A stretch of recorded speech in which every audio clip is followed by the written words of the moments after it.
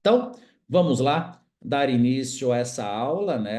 Essa aula é muito especial, é o primeiro webinário da RP Nutrição Esportiva, nossa pós-graduação em Nutrição Esportiva, Estética e Performance está com as matrículas abertas, então é uma aula muito especial aqui para mim, porque é uma instituição de ensino 100% focada na nutrição esportiva, mas a nutrição esportiva que eu pratico e defendo há tantos anos, que é uma nutrição esportiva que aborda todos os públicos e não apenas um atleta de alta performance, assim como eu vou deixar bem claro para vocês aqui na aula de hoje. Bom, o nosso tema, nutrição e hipertrofia. Eu tenho certeza que quem já está aí com a caneta e papel na mão está ansioso pelos protocolos de suplementação, que já vou me adiantando, estão muito além apenas de creatina, de whey protein, entre outros suplementos, estão já aí batidos. Eu palestrava sobre isso há 20 anos atrás. Eu quero trazer para vocês novidades de indústria de formulação magistral, prescrições de fórmulas, novidades realmente dentro dessa possibilidade. Agora, se não houver estímulo mecânico, o exercício, não adianta você investir R$ 10.000 por mês em suplementos e ergogênicos farmacológicos se você não tiver um estímulo. E não preciso dizer para quem frequenta a sala de musculação que boa parte das pessoas estão lá mais atrás da selfie, né? Para dizer que vão na academia do que realmente estimular o seu músculo para realmente tenha um processo de hipertrofia. Então fica aqui o alerta. Antes de investir em suplementos, invista em um bom treinador. Então, a base da pirâmide ela tem que estar muito bem organizada. Treino em excesso vai atrapalhar, é um treino mal organizado, mal distribuído entre musculação e outras atividades, vai atrapalhar. Então, muitas vezes, o nutricionista se sente muito culpado na prática clínica porque não está conseguindo gerar um bom resultado para o seu paciente, mas o problema é que o paciente treina igual, sei lá, boneca Barbie não vai ter estímulo para hipertrofia, caramba, não tem como, não tem milagre realmente você conseguir uma hipertrofia adequada sem um treinamento. Então precisamos ter aqui o nosso grande parceiro, que é o profissional de educação física. Eu vejo, vou entrar já já nesse tópico da aula, uma parceria cada vez mais forte do médico com o nutricionista, o que é fantástico, mas o profissional de educação física, na realidade, ele vem antes, né? A pessoa entra na academia, aprende a fazer exercício, vai no nutricionista, aprende ali a se alimentar e, paralelo a isso, a pessoa vai no ginecologista, vai no endócrino, vai dependendo ali da necessidade em cada momento, né? Enfim, o importante é que realmente tenha essa união do exercício físico com a nutrição, senão não existe realmente uma aplicabilidade adequada da suplementação, por exemplo, sem conhecer peculiaridades do metabolismo energético de cada modalidade esportiva. E algo, né, como eu desde sempre tenho um contato muito próximo com profissionais de educação física, boa parte das vezes o profissional de educação física entende mais de suplementação alimentar do que muito nutricionista, porque ele entende de exercício. Se você entende de exercício, fica difícil você suplementar um pré-treino ou um intratreino, um pós-treino ou outro suplemento que tenha sentido aqui dentro da nossa aula de hoje. E até esse gráfico, né, um gráfico muito mentiroso, que favorece nós nutricionistas, mas é uma mentira, né? Que 70% dos resultados vêm por meio da alimentação. Gente, eu já vi pessoas que comem pão com banana, mas que treinam muito bem, com físicos incríveis. Agora, eu nunca vi alguém que não treina comendo bonitinho, que tem um físico, né, bem desenvolvido, um físico atlético. Agora, quando se combina os dois, 100% de dedicação em ambos, aí o céu é o limite, né? Então é importante a gente começar a aula entendendo a necessidade do exercício, né? Porque hoje, acho que mais do que nunca, a gente nunca viu, né? Eu que frequento academia há 30 anos, desde criança eu pratico musculação, é ver hoje na academia, né, as pessoas mais ali atrapalhando o treino dos outros do que realmente fazendo exercício, né? O planejamento nutricional, que tanto vamos abordar aqui nessa aula, ele começa no planejamento de treino. Então, não existe periodização nutricional se não houver uma periodização de treino primeiro. Não é o tópico da nossa aula de hoje. Na nossa pós-graduação temos módulos específicos de cada modalidade esportiva, mas vamos lá. Alguém que faz um treino de endurance, né? Vai lá e pedala 3 horas no sábado, quarta-feira faz musculação, na quinta-feira faz musculação e nada. Cada dia tem um planejamento de treino diferente. o nutricionista precisa desse planejamento para conseguir, muitas vezes, elaborar um plano alimentar para cada dia de treino. Agora, a pessoa que faz isso, muitas vezes não é um atleta, às vezes a pessoa utiliza o exercício como uma questão até de estresse, ou a pessoa está lá aposentada com 65 anos de idade e ocupa o seu tempo com exercício. Tenho pacientes realmente que têm essa rotina, e por mais que não seja um exercício intenso, até pela questão de idade, mas existe a necessidade de um planejamento alimentar para cada dia. E já fica um spoiler sobre também a questão de consultório, né? A questão de entregar para o paciente. O paciente se sente extremamente bem cuidado quando você tem um plano alimentar para cada dia, de acordo com a rotina de treino dele, de acordo com os horários, as especificidades.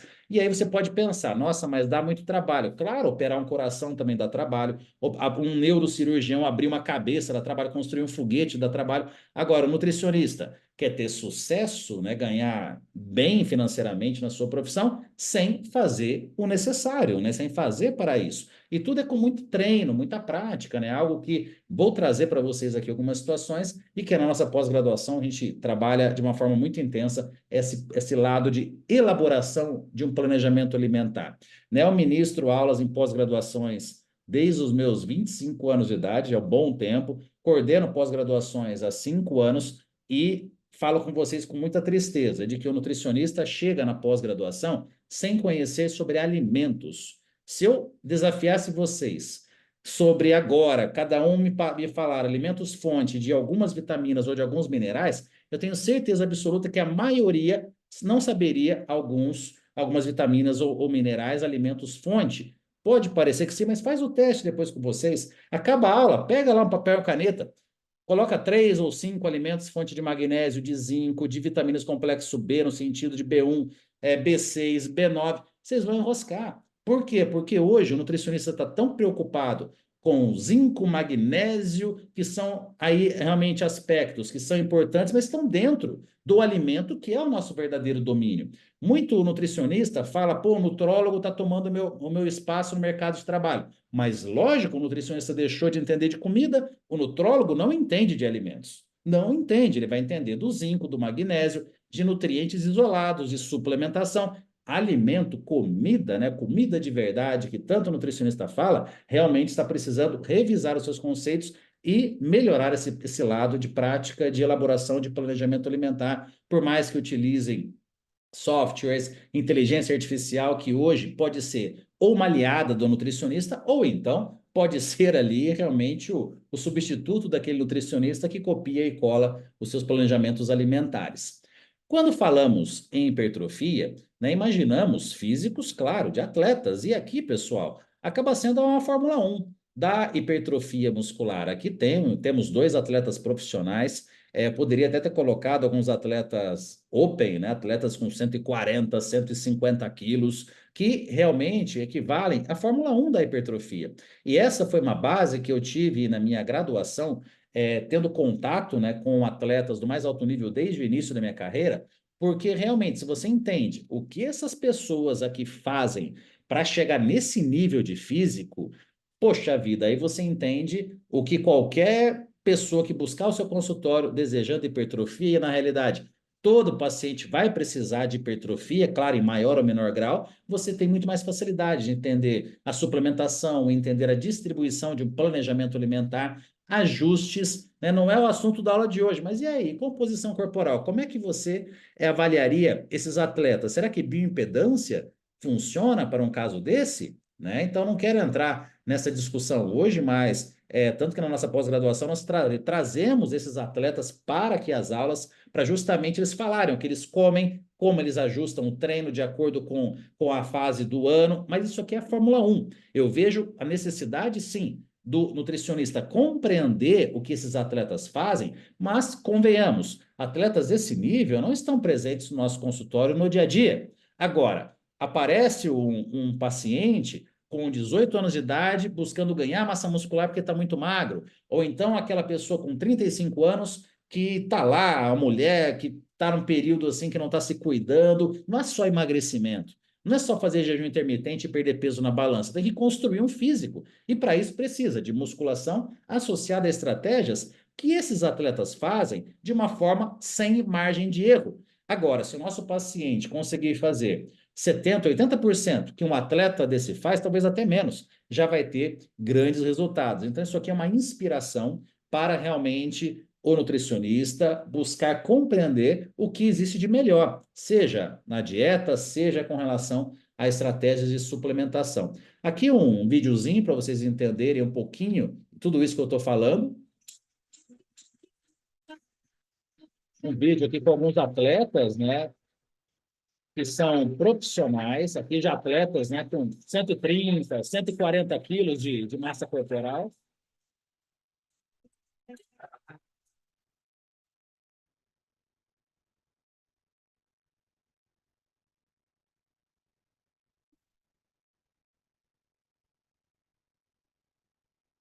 Cadê a celulite ali?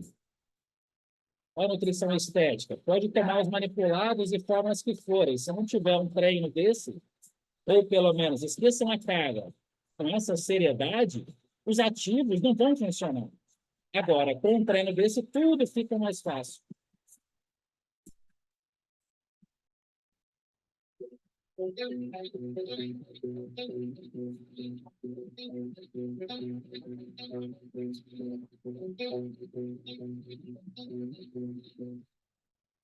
E até para quem não tem contato, né, com um esporte desse nível, né, do fisiculturismo, é algo para vocês terem uma ideia. Uma coisa é o que eu te vê nas academias tradicionais, que ali é um centro de treinamento específico para atletas, né, que é a Dark House. Mas para vocês terem uma ideia, você na academia, igual eu vejo de vez em quando, né, quase, na verdade quase todo dia em academias, né, que são normais, a pessoa está falando no telefone enquanto faz uma cadeira extensora ou faz um leg press. Isso você consegue fazer se tiver 20 quilos de cada lado.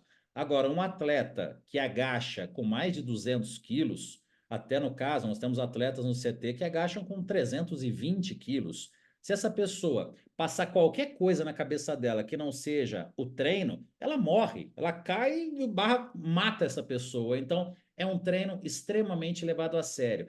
E essa característica da nutrição esportiva, de novo, por mais que no nosso consultório a gente tenha uma minoria de atletas realmente desse nível, envolvendo várias categorias, mas que esses atletas nos sirvam de inspiração para como que nós vamos elaborar um planejamento alimentar como para um paciente com obesidade, um paciente com diabetes, um paciente oncológico, por que não? Porque nós sabemos que uma gordura corporal elevada, um sobrepeso e obesidade são fatores de risco para câncer, diabetes e tantas outras doenças extremamente agressivas para o nosso corpo. Então, e aí? Será que o câncer vai pegar leve com essa pessoa? O câncer vai ser mais pesado do que a barra com 320 quilos. Mas as pessoas acabam não entendendo realmente a necessidade, a seriedade do trabalho do nutricionista. Infelizmente, o próprio nutricionista, por meio das redes sociais, tem deixado a nutrição cada vez mais flexível, a nutrição cada vez mais sem realmente regras. Pessoal, não dá para comer tudo que gosta a hora que quer. E é o nutricionista que coloca regras. Se você está com algum problema de saúde e você busca um médico, você vai buscar uma orientação para você melhorar. Agora, o nutricionista está buscando estratégias para a adesão do paciente. O que o paciente pede, ele faz, e isso não gera resultado. Então, nós precisamos, claro, não é de novo o objetivo da aula falar sobre a anamnese, nós temos dentro da pós-graduação aí aulas específicas sobre isso, mas eu concordo, nós precisamos elaborar o plano em quatro mãos e com toda a ouvir o paciente, é o que eu mais faço no dia a dia. Agora, até um certo ponto, porque nós precisamos mostrar para o paciente o que realmente ele precisa fazer na sua dieta, na sua vida como um todo, para ter os resultados necessários. Porque se cuidar da alimentação ele achar ruim, ruim mesmo é ficar acamado durante 20, 30 anos, porque não cuidou da saúde enquanto tinha tempo, né? Só para citar aqui algumas considerações e mostrar a importância do profissional nutricionista quando ele atua com uma seriedade realmente no seu dia a dia de consultório. Hoje o músculo é muito claro o seu comportamento como aqui um órgão endócrino. Então, é muito mais do que estética. Claro, um atleta de fisiculturismo, o músculo acaba sendo algo relacionado à estética, um atleta de endurance ou outra modalidade relacionada à performance precisa da massa muscular para potência. Agora, uma pessoa que está com 70 anos de idade precisa de massa muscular para levantar do vaso sanitário, para ter autonomia, para ir num supermercado sozinho. Então, a massa muscular, a hipertrofia, é algo que faz parte de todo paciente que nos procura no consultório. Emagrecimento tem tudo a ver com hipertrofia. É isso que eu me assusto às vezes do nutricionista não enxergar realmente a necessidade de alguém que precisa reduzir gordura corporal, mas em paralelo, aumentar a massa muscular, conseguir melhorar os aspectos relacionados à saúde intestinal, seu estresse oxidativo, seu estado de inflamação crônica. Não é só perder peso na balança. Por isso que ficam essas coisas, né, de rede social. Para emagrecimento basta restrição calórica. Aonde? Emagrecimento é algo extremamente complexo. Nós precisamos de adequar todo o estado desse indivíduo, estado hormonal, mais uma vez, todas as características que eu estou falando, e uma delas é trabalhar aqui a saúde muscular do nosso paciente. Então, quando uma aula como essa, eu não vou falar aqui apenas para alguém que está buscando hipertrofia para ficar sarado ou sarada. Claro que isso aqui também vai funcionar para isso, mas nós precisamos pensar em situações tais como sarcopenia, doenças autoimunes como artrite reumatoide, osteoartrite, algo extremamente comum durante um processo de envelhecimento, o próprio diabetes, hipertensão arterial, que coloca algumas possibilidades que nós recebemos pacientes no dia a dia. Um paciente que fez ele sessões de quimioterapia, está no estado nutricional muito depletado, musculação nele, hipertrofia nele, e com todas aqui as características, de acordo com a interação droga-nutriente, entre outros, mas precisamos ter uma visão da hipertrofia muito além aqui da sala, às vezes até de musculação, muitas vezes é um treino em casa, é um treino mais limitado, mas precisamos estimular aqui a musculatura. E eu, como eu disse, né, no início da minha carreira, sempre aqui com atletas, né, de fisiculturismo, me formei com 21 anos, né, então aqui eu recém-formado, né, cuidando de atletas de fisiculturismo, atletas de luta, que na época eram ali as grandes, né, referências, e hoje, né, e desde sempre, na verdade, eu tenho pacientes como esse rapaz, né, super forte, praticante de musculação, mas que chegou no meu consultório desse jeito, né, chegou no meu consultório com obesidade, mas desde o início, musculação associada aqui a uma dieta levada a sério, e o resultado vocês podem ver, aqui é só um de inúmeros exemplos, só para mostrar para vocês que a nossa aula é muito além aqui de estética. Aqui, por exemplo, uma paciente muito querida, né, essa paciente amanhã, inclusive, ela faz uma cirurgia ocular, porque ela tem artrite reumatoide num grau absurdo, e ela estava rapidamente ficando cega. Amanhã, mais uma das inúmeras cirurgias que essa guerreira aí vem fazendo. Muitas pessoas desconhecem esse quadro clínico, né? Mas o nível de artrite reumatoide dela não é osteoartrite, é artrite reumatoide, tá? Só para ficar claro aqui para vocês. É um grau tão alto que, na realidade, era para ela estar mais acamada já do que fazendo musculação. Mas aí, claro, entra uma força de vontade para seguir uma dieta primorosa, junto com a rotina de treino, e inclusive o treinador dela é um treinador de fisiculturistas. E ela, né, tem aqui 56 anos de idade, uma patologia muito grave, em nível muito avançado, e é um treinador de fisiculturistas porque entende muito de biomecânica. Né? Quem elabora um treino para um fisiculturista tem que dominar muito biomecânica, e não à toa. Boa parte dos grandes treinadores do Brasil, eles vêm do fisiculturismo, né? São treinadores de atletas, porque ali muitas vezes o atleta precisa ativar, vamos lá, atleta precisa ativar um determinado ponto do glúteo que foge completamente dos exercícios habituais. O treinador tem que criar alguma situação para estimular aquela região no glúteo da atleta que não está nos livros, não está nos artigos, porque aquela atleta não foi um objeto de estudo dos artigos disponíveis. Então, isso vale também aqui para a nutrição. Temos muitas situações em que um artigo científico ele traz uma diretriz que dá certo para 95% das pessoas. Mas e se uma das 5% vierem até o seu consultório? O que você faz? Você não vai saber atender? Você precisa compreender o porquê que aquela pessoa é um pontinho fora ali da média e realmente fazer o trabalho mais específico. Claro, entra questões de genômica, entre outros, que estudamos gradativamente aqui na nossa pós-graduação.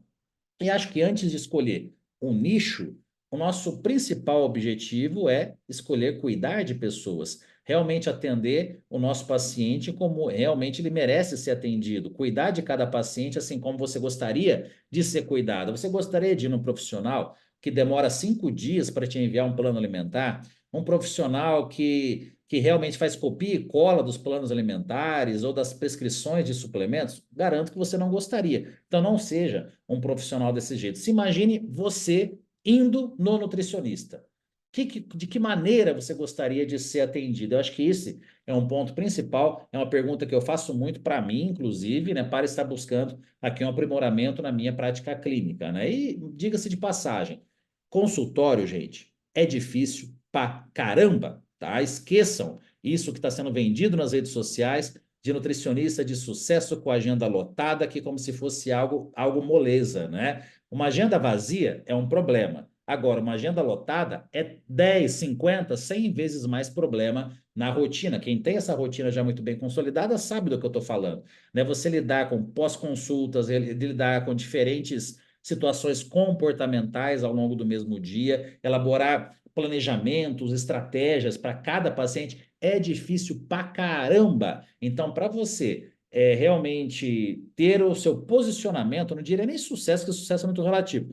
Ter um posicionamento, um respeito dentro de um consultório, você precisa ser bom pra caramba. Você precisa estudar tanto quanto um ótimo médico sempre estudou, porque no passado tinha essa visão de que o profissional da medicina era o líder da equipe e realmente a faculdade de medicina eram 6 anos, as demais eram 4, no máximo 5 anos, e com isso, né, o médico sempre era o dono ali da razão. Hoje nós falamos de igual, caso você realmente estude para isso, falamos de igual para médicos realmente que são referências dentro da sua área. Somente assim que nós seremos respeitados por quem realmente entende do assunto, quem realmente pode estar indicando pacientes para vocês, seja um profissional de educação física, seja um médico de diversas especialidades.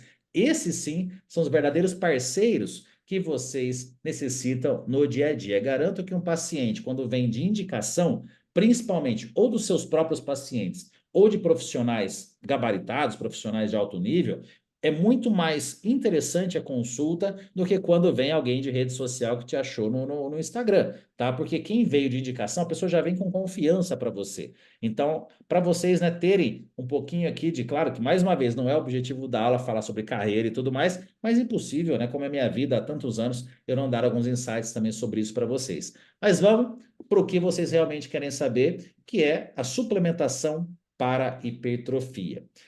Até mesmo quando vocês frequentam congressos, feiras, né, que tem vários instantes, e vocês devem fazer isso ao longo não apenas da graduação, mas da prática clínica sempre de vocês, conhecer ali os ativos, conhecer os suplementos alimentares, vocês ainda vão se deparar, principalmente ali com o pessoal no balcão, se não forem, né, profissionais de nutrição, claro, obviamente, que vão tentar empurrar para vocês alguns ativos que, olha, esse aumenta a massa muscular, esse queima gordura. Mas não é isso que funciona. E eu vejo ainda nutricionista que não entende isso, que não existe um ativo que apenas otimiza a queima de gordura ou apenas otimiza o ganho de massa muscular. Nós sabemos que precisamos avaliar o indivíduo como um todo e observar aonde que necessitamos introduzir alguma suplementação alimentar.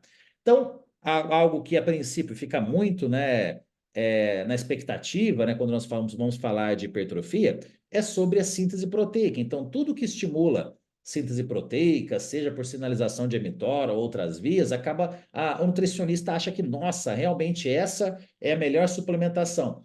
Depende, porque estamos falando de algo multifatorial. Precisamos entender o nosso paciente como um todo e às vezes ele precisa de outros suplementos além de algo para se estimular a síntese proteica. Lembrando, estimular a síntese proteica não é sinônimo de hipertrofia. Aqui nós precisamos, claro, ter uma otimização da síntese proteica quando comparado com a degradação. E essa escada rolante é a maneira que eu vejo mais simples de explicar o processo de hipertrofia. Porque quando nós falamos aqui em hipertrofia, nós precisamos de constância, de regularidade, e isso nós podemos aqui imaginar uma escada rolante, né? Por exemplo, em um shopping center, que você tente subir ao contrário. A escada rolante está descendo e você tenta subir. Você põe um gás ali, uma energia, você consegue subir ao contrário. Mas, se você parar no meio do caminho, você não vai ficar no lugar que você parou, você vai descer lá para baixo. E por que que isso acontece? Porque realmente você vai voltando no seu estado habitual, você vai tendo uma vitória do catabolismo em cima da síntese proteica. Então, quando o nosso paciente viaja e fica 15 dias sem treinar, ele desce alguns degraus. Quando ele perde o treino por outro objetivo qualquer, ele desce alguns degraus. Seria ótimo, né, se a gente conseguisse parar, descansar uma semana, anda mais um pouquinho, para um mês, mas não, não é um processo acumulativo. Parece super simples, mas na prática é difícil pra caramba. Construir um físico volumoso, como um atleta de fisiculturismo constrói, né? Quem não tem assim contato com esse esporte, né, pode pensar que, nossa, é só por questão de esteroide, se eu usar esteroide eu vou conseguir também. Não é o nosso assunto aqui de hoje, mas, gente, é, antes de tudo, genética, né? Quem nasceu para ser lagartixa jamais vai ser jacaré. Pode tomar um caminhão de hormônio que não chega, né? Então, o principal ponto é genética, depois vem treino de dedicação, muitos anos e tudo mais. Agora, ganhar um pouco de massa muscular, todas as pessoas conseguem, desde que respeitem alguns pontos que eu vou deixar claro aqui para vocês. O principal, antes de falar aqui da parte técnica, é ter organização. E essa organização vale para você que é nutricionista no seu consultório, você que está buscando melhorar a sua capacitação com pós-graduações, organizar o seu estudo, organizar o seu treino. Então, nós precisamos estipular, salvo exceções de plantonistas, pessoas que não conseguem realmente ter uma rotina dessa maneira. Mas é hora de acordar, é ter a hora de estudo, hora de trabalho, hora do exercício, a hora do lazer, horário da espiritualidade, independentemente da religião de cada um, e horário de dormir. Então, pode parecer uma bobeira, mas é aqui que, falando de verdade para vocês, se você aí deseja se destacar na nutrição, é só você seguir isso daqui que não tem erro. Não tem erro. E sabe por que que não tem erro? Porque está todo mundo vivendo uma crise de atenção, passando o dedo o tempo inteiro nas redes sociais ou demais questões da internet e não está enxergando o mundo real. E com isso, está deixando as oportunidades passarem na frente. Uma aula como essa, se você ficar parando toda hora para olhar o WhatsApp, olhar o Instagram, você não vai estar conectado aqui na aula. Você vai acabar realmente só ouvindo, ouvindo, ouvindo, mas não vai fixar aqui o conteúdo. Isso vale para qualquer situação, inclusive o nosso treino, né? Então, aqui, respeitando o máximo possível o nosso ciclo circadiano, mas, de novo, algumas situações a gente não consegue dessa perfeição, né? Porque, por exemplo, nós temos aqui 9 horas da manhã, entre 9 e 11 horas da manhã, um ótimo horário para treino, por volta das 17 horas, ali, entre 2 e 17 horas, um outro bom horário para treino, mas às vezes a pessoa trabalha o dia inteiro, só vai treinar à noite, ou só vai conseguir treinar logo acordar em jejum, né? Então, isso é muito relativo de acordo com o nosso paciente. Agora, o atleta de alta performance, ele não tem essa escolha, ele vai buscar o melhor dentro do ciclo circadiano dele. Tanto que em um centro de treinamento, normalmente, logo cedo, se tem alguém, tá alguém fazendo aeróbico, né? E à noite também não vai ter atletas profissionais realmente treinando. Eles treinam mais próximo possível do meio-dia, né? Entre 10 da manhã e 5 da tarde é o horário que um atleta realmente acaba fazendo seu exercício, no caso aqui de um fisiculturista, né, focando aqui no tema da nossa aula de musculação, né, hipertrofia, ele vai treinar ali depois de 2 refeições, pelo menos, para que tenha mais algumas refeições depois do treino. Então, se a pessoa faz 6 refeições por dia, normalmente faz 3 antes e 3 depois do treino, buscando a perfeição. Claro, para quem não tem essa condição, a gente busca aquilo que é possível, né? O ótimo é inimigo do bom, né? Então a gente tem que ser realista com o nosso paciente, mas precisamos também saber qual que seria o melhor horário para organizarmos aqui o treinamento. Ah, mas eu gosto de treinar antes de dormir. Tá, você gosta, mas seu corpo não está preparado para ter o melhor resultado possível dessa maneira. Eu gosto de treinar em jejum. É a mesma coisa, tá? E isso é regra da vida, né? Fazer uma coisa de cada vez com atenção plena. É hora do treino? Não é hora de olhar no celular. É hora da aula? Não é hora de olhar no celular. É hora do Instagram? Não é hora de fazer outra coisa. Foca no Instagram ou qualquer outra situação. Então pode parecer bobeira, mas isso aqui tem total fundamento na nossa aula, porque eu vejo que o pessoal não está conseguindo grandes resultados quando falamos em hipertrofia, mudança de composição corporal, porque o treino está dominado pelo telefone. O aluno não consegue assimilar o conteúdo da aula porque ele assiste a aula com o telefone. Então, essa praga aqui pode virar um câncer na nossa vida ou pode virar um grande aliado, depende da maneira como você o utiliza. Agora, pode parecer algo muito básico, isso que eu vou falar daqui, nesses próximos slides, mas isso aqui tem total fundamento com hipertrofia. Nós precisamos dormir para otimizar aqui a nossa síntese proteica, otimizar aqui o nosso ganho de massa muscular, mas também pensando em controle de apetite, em adequar o nosso metabolismo para um processo de emagrecimento. Sabemos da interferência direta, da privação de sono na relação entre grelina, leptina, temos aqui um aumento na nossa produção de grelina, aumentando aqui a fome. Então, muitas vezes o paciente chega no consultório buscando algo, algum suplemento para controlar a ansiedade, sendo que você consegue resolver isso fracionando melhor a refeição, ou então você melhorando a qualidade de sono. E às vezes, essa qualidade de sono pode ser melhorada com algum suplemento. A melatonina é o mais tradicional. Mas será que esse paciente não está com deficiência de vitamina D, deficiência aqui de magnésio, ou será que é realmente uma falta de higiene do sono? Agora, se tudo isso estiver ok, você pode sim avaliar a possibilidade de usar a suplementação com melatonina, que recentemente a Anvisa liberou aqui no Brasil. 210 microgramas é a prescrição que nós podemos fazer como nutricionistas, que pode parecer muito pouco, mas o nosso corpo sintetiza cerca de 500 microgramas de melatonina por dia. Uma suplementação maior do que isso, jamais passar de 2 miligramas, né? Mas essa suplementação, 210 microgramas associado à higiene do sono, né, e demais suplementos que eu vou apresentar aqui para vocês, já traz grandes resultados com relação aqui à sua suplementação. Pessoas com mais de 60 anos de idade, não todas, mas boa parte, apresentam uma queda na síntese de melatonina, sendo uma suplementação que pode ser muito bem-vinda para esse público. Mas lembrando, quem tem mais de 60 anos de idade, pode acontecer de já usar outros suplementos ou medicamentos, né? Então não é tão fácil assim colocar suplementos para quem já tem uma idade mais avançada e às vezes pode acontecer de também essa pessoa não ter uma condição financeira para tanto suplemento assim, né? Então, ser realista, dependendo aqui do público que estamos atendendo. Às vezes a gente fala de uma maneira como se a gente estivesse morando em Beverly Hills, onde todo mundo tivesse condições para tomar todos os suplementos possíveis e imagináveis, né? Então, realmente aqui a ideia é sempre individualizar.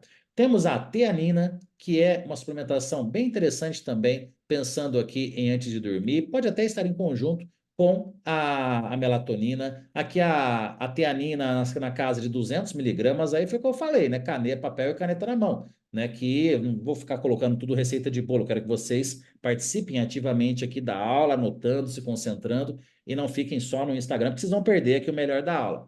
Então, aqui a teanina em conjunto com melatonina pode ser interessante. Higiene do sono é melhor? Sem dúvida, mas pode ser que a higiene do sono não seja o suficiente. Glicina, a glicina, ela é um aminoácido que está presente em grandes quantidades no colágeno, tá? E aqui você pode também suplementar esse aminoácido de uma maneira isolada, né? Entre 13 e 5 gramas. A leucina, diferente da melatonina e da teanina, a glicina induz a um sono mais profundo. A melatonina e a teanina induzem o início do sono. Então, é uma combinação que pode ser bem interessante. Agora aí entra onde o nutricionista realmente 95% não sabe, que é elaborar protocolo de formulação magistral. Se você colocar 5 gramas de glicina em cápsula, a farmácia vai fazer aqui no total de uma fórmula lá 6, 7 cápsulas. Aí a pessoa tem que tomar um caminhão de água antes de dormir e vai ficar levantando à noite para fazer xixi. Então, aí entra também o conhecimento sobre formulação magistral, algo que a gente vai trabalhar intensamente aqui na nossa pós-graduação,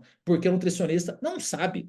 E como é que o nutricionista vai trabalhar em conjunto com o médico se o médico domina muito bem essa parte de suplementação, de formulação magistral, e o nutricionista não? Temos que ter aqui um link muito grande, não apenas para prescrever, mas para compreender o que foi prescrito por algum colega. Então, a glicina pode ser uma ótima opção. GABA acaba sendo aqui um neurodepressor do sistema nervoso central. Ele, em altas quantidades, ele pode trazer uma sensação, até um pouco de pânico para uma pessoa que não está acostumada, que ele gera um formigamento, né? Dosagens podem começar lá modestas de 500 miligramas, mas podemos chegar até dosagens mais altas, né? 2, 3 gramas, apenas cuidado, porque traz um efeito, assim como a betalanina assusta um pouco a primeira vez que a pessoa usa, o GABA pode trazer também um certo desconforto. Temos metabólitos do GABA, como o phenibut, né? O Phenibut também, uma dosagem ali 300 a 750 miligramas, também pode auxiliar bastante em um sono mais profundo. Então, aqui já ficam várias dicas de suplementação, pensando na melhora da qualidade do sono, que para aquela pessoa que está com dificuldade com o sono, vai auxiliar na hipertrofia junto com demais fatores. Chás, temos aqui mulungu, Melissa officinalis, um tipo de erva cidreira, passiflora, temos aqui a própria camomila, temos valeriana, temos várias possibilidades de chás que muitas vezes não precisa necessariamente você prescrever fórmula para essa substância. Você pode utilizar aqui uma prescrição de alguns chás para complementar uma determinada suplementação. Você colocou lá melatonina e um chazinho em conjunto, né? Então, e aqui entra o lado da habilidade do nutricionista em entender o que vale a pena suplementar, o que vale a pena comprar pronto, o que vale a pena a formulação magistral, o que vale a pena o alimento ou um chá. Então, aí entra realmente essa habilidade.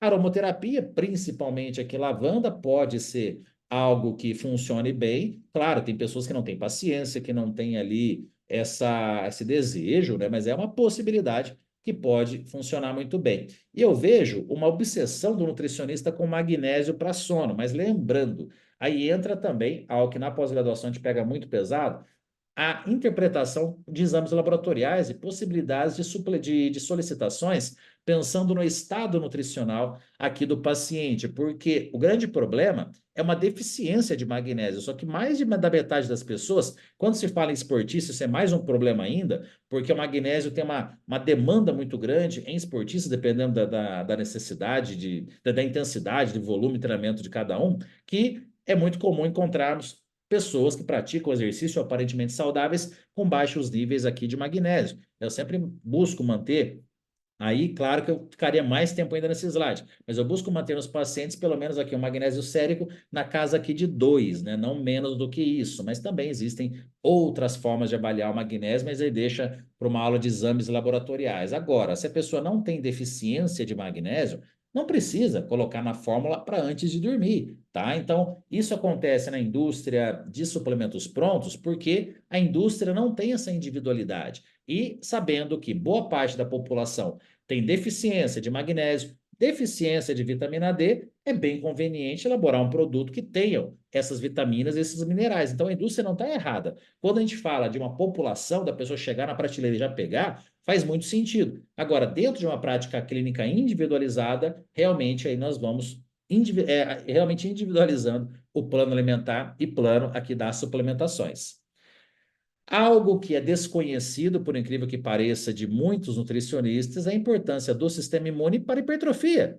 É óbvio, mas eu raramente vejo alguém falar sobre isso. É porque realmente nós precisamos aqui de um sistema imune fortalecido para realmente você ter o reparo necessário ao dano muscular gerado pelo treino. Então, quando a sua avó pede para você não ir na academia quando você está resfriado, ela está certa, porque o seu sistema imune, imagina todo o seu exército de defesa, ele está combatendo os agentes infecciosos ali de uma gripe, qualquer coisa que você tenha. Então, você geraria mais ainda batalhas para ele se você vai na academia e treina forte. Então, não tem um sistema imune para o treino de musculação, um sistema imune para te proteger de infecções. Então, nós precisamos deixar esse sistema imune blindado para ter uma ótima recuperação. E aqui não é o nosso objetivo, mas algo que não tem nas pós-graduações geralmente, mas na nossa tem, é realmente a participação de treinadores, mostrando realmente ali como que é um treinamento de musculação com devido planejamento, porque eu vejo no mundo real as pessoas treinando mais do que precisam em volume e menos em intensidade. Aí, lógico que não vai ter hipertrofia, né? Mas matam o músculo do que estimulam o músculo. Então, importante aqui essa interação nutricionista-treinador de uma forma bem intensa. Então, nós precisamos sim de um sistema imune adequado e os pontos que fazem a diferença. Planejamento de treino. Às vezes a pessoa treina demais e tem resultado de menos. É o famoso menos é mais. A pessoa treina 7 dias por semana, não sai da academia, mas você olha, tá sempre igual. Só que quem frequenta academia, espero que todos sabem, ou faça outro esporte que goste, né? Mas tem aquela pessoa que não sai da academia, tá todo dia, mas não muda nada, né? A pessoa tá entra ano, sai ano, não muda nada. Por quê? Porque faz uma dieta meia boca e faz um treino meia boca. Então, quando se busca resultados, o treino tem que ser planejado, não é fazer o que gosta, é fazer o que precisa e acaba sendo muitas vezes chato, né? Um treino que você precisa e não aquilo que você gosta. E em paralelo, a dieta também faz só aquilo, só come o que gosta e não come o que precisa. O sono, como eu já reforcei a importância, é fundamental para o sistema imune. E olha ele aqui, carboidrato. Você tem uma ingestão muito baixa em alimentos fonte de carboidrato, vai deixar o seu sistema imune enfraquecido e, com isso, vai prejudicar a sua recuperação e prejudicar a sua hipertrofia. E até falando de exames laboratoriais, você vê o paciente com pouco carboidrato, aparece lá um triglicerídeo baixíssimo e também neutrófilos, né, no leucograma, aparecem muito baixos. E por que que esses neutrófilos aparecem baixos? Porque o carboidrato é um dos combustíveis aqui do nosso sistema de defesa. Então, antes de pensar em suplementos até caros para o nosso sistema imune, pense em adequar esses fatores que vêm antes, assim como ter uma adequação de zinco, de selênio, de vitamina C, vitamina E, vitamina D, também analisando exames laboratoriais, aqui eu bato numa tecla. O nutricionista explora muito pouco os exames laboratoriais para o seu trabalho. Então ele está lá analisando às vezes, né, perfil hormonal, etc e tal, mas não solicita vitaminas, minerais, não solicita alguns exames que têm relação direta com o estado nutricional do paciente e podem resultar em uma prescrição mais assertiva, né, combinando, claro, aí num padrão ouro, né, de condição financeira até do paciente, você vai adequando ali um teste genético, um sequenciamento genético de microbiota, junto aqui com exames laboratoriais, você vai criando realmente ali uma base para a prescrição extremamente assertiva, mas lembrando, isso é um paciente que tenha condições realmente financeiras para tantos exames, tantas coisas. Muitas vezes você tem só um hemograma, ou às vezes, dependendo da situação, você passa um bom tempo sem sequer um exame, né? Dependendo do paciente. Às vezes ele tem dinheiro, mas ele não gosta de tirar sangue e é relutante com isso, enfim, né? Tem várias possibilidades do mundo real que a gente traz um ideal, mas muitas vezes não é assim. Beta-glucana já seria uma suplementação extra, pensando aqui em fortalecermos o sistema imune. Levedura nutricional, né? Eu particularmente gosto muito de utilizar levedura nutricional aqui na comida, algo que no Brasil começou a ficar mais comum, antes só tinha nos Estados Unidos. Aveia é também uma fonte de beta-glucana, mas podemos também suplementar de uma forma mais concentrada. A beta-glucana entre 300 e 600 miligramas acaba sendo uma excelente suplementação. Vamos relembrar o período, né, sinistro que foi a pandemia. Então, uma pessoa mais com a imunidade mais delicada, vamos pensar uma pessoa de mais idade, uma pessoa com obesidade, ela poderia aqui, além de adequar os fatores relacionados a macro e micronutrientes, suplementar com beta-glucana, suplementar com lactoferrina, né, uma substância que está presente no colostro. Temos até alguns suplementos à base de proteínas que contém aqui colostro bovino e automaticamente tem um pouco de lactoferrina, tá? Então, aí já me perguntaram, mas o que que tem a ver o colostro e o suplemento proteico? Tem tudo a ver, sistema imune, né? Então, é maravilhoso essa presença, mas se a gente quer algo ainda mais isolado, você pode suplementar com lactoferrina. Temos no mercado, por exemplo, bioferrin, né, que é uma suplementação efetiva, mas um custo alto, então realmente tem que ter uma necessidade do paciente suplementar com uma substância como essa. E, claro, pensando aqui também no fortalecimento da microbiota intestinal, que tem uma relação direta com aqui o nosso intestino. Falando agora de microbiota intestinal, temos aqui, claro, a famosa escala de Bristol, que é o primeiro indicador, por mais que a gente tenha aqui possibilidades, né? Gustavo, vê aqui essa questão da tela aqui que estão rabiscando aqui, se dá para apagar. Então, por mais que a gente tenha vários tipos de testes relacionados aqui à saúde da microbiota intestinal, nós temos aqui a escala de Bristol como uma base, né? Uma base aqui muito importante que eu garanto que se eu perguntar aqui de todas as pessoas que estão na aula, dificilmente aqui, vamos chutar, talvez 10% façam isso, de olhar o seu cocô todo dia. Agora, eu garanto que se for passear com um cachorrinho amanhã, e o cachorrinho fazer um cocô completamente diferente, você vai levar o cachorro no veterinário. Agora, para você, se encara como normal. Então, é realmente ter esse hábito, porque é um check-up diário que nós temos aqui com relação à nossa saúde. E antes de falarmos em estratégias mais avançadas e até mais caras relacionadas aqui à saúde intestinal, é ensinar o nosso paciente a fazer o cocô com o apoio do banquinho, porque esse ângulo de 35 graus é o ângulo correto, e não sou eu que estou falando, isso é o nosso trato digestório que realmente tem esse ângulo, porque durante todo o nosso processo evolutivo, nós fizemos cocô de cócoras e não com vaso sanitário. Isso acaba tendo 200, 300 anos no máximo. Então, nosso trato digestório não está adaptado com relação ao ângulo correto. Cuidado com as palavras adaptação e ajuste. A gente se ajusta ao vaso sanitário. Agora, adaptação você necessita de gerações. Não vai ser em 100, 200 ou 300 anos que nosso trato digestório vai mudar para a posição aqui do vaso sanitário. Outro ponto também que faz todo o fundamento aqui quando nós falamos em microbiota, antes de falar nos famosos probióticos, é com relação à mastigação e atenção plena na refeição. Então, uso do banquinho, mastigação e atenção plena, garanto que já ajuda a saúde intestinal de boa parte dos pacientes que chegam no consultório reclamando aqui da sua saúde intestinal.